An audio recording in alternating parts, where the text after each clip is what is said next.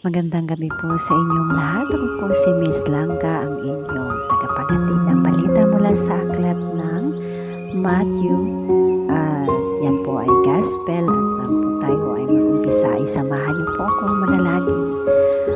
Our Father who art in heaven, hallowed be thy name. Thy kingdom come, thy will be done on earth as it is in heaven. Give us this day our daily bread, and forgive us our trespasses as we forgive those who trespass against us. And lead us not into temptation, but deliver us from evil. For thine is the kingdom, the power, and the glory, forever and ever. Amen. This one is a Matthew. This is a gospel. Matthew chapter 11 at hanggang 30 po. Ito po. At makinig po kayo. At babasahin po natin kayo.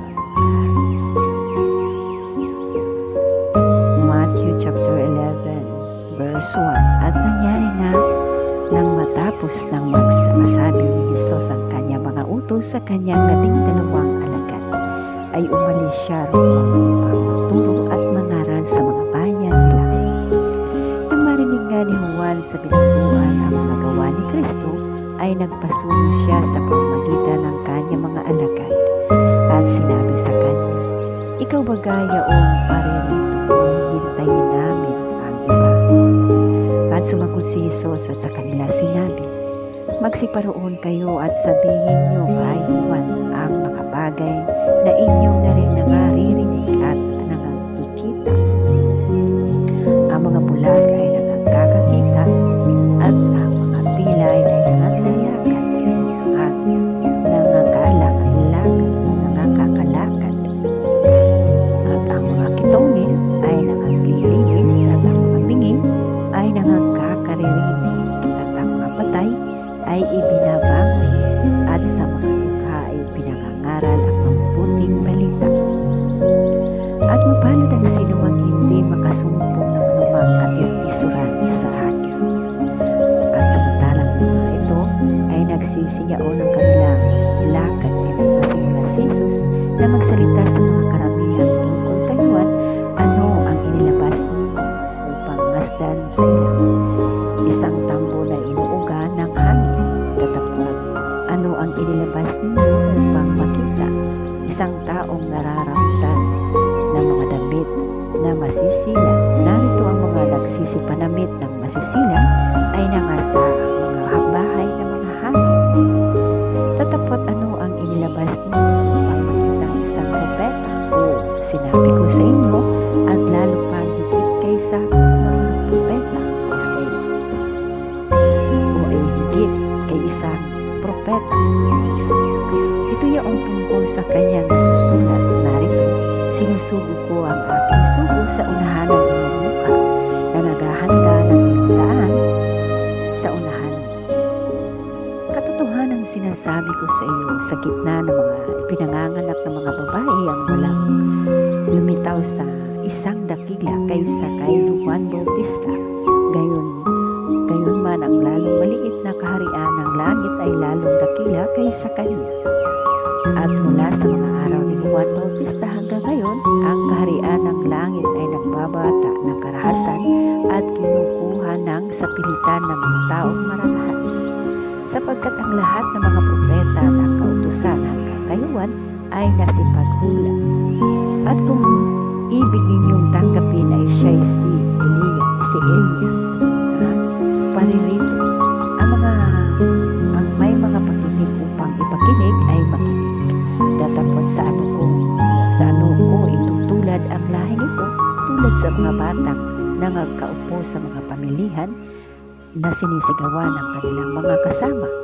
At sinasabi, "Tinutugtugan namin kayo ng plauta at hindi kayo nagsisisayaw, nagsipanambitan kami at hindi kayo nangaghapis." Sapagkat naparito si Juan na hindi kumakain o umiinom man, at sinasabi nila siya'y mayroong demonyo. Naparito ang anak ng tao na kumakain at umiinom, na sinasabi nila, narito ang isang matakaw na tao at at isang manginginom ng alak, isang kaibigan na mga maniningil na buwis at ang makasalanan at ang kamungan, inaaring ganap ng kanyang magagawa. Na magkagayoy kanyang pinasimulang sumbatan ng bayan na pinagagawa niya lalong marami sa kanyang mga gawang makapangyarihan sapagkat hindi sila mangagsisisi sa aba mo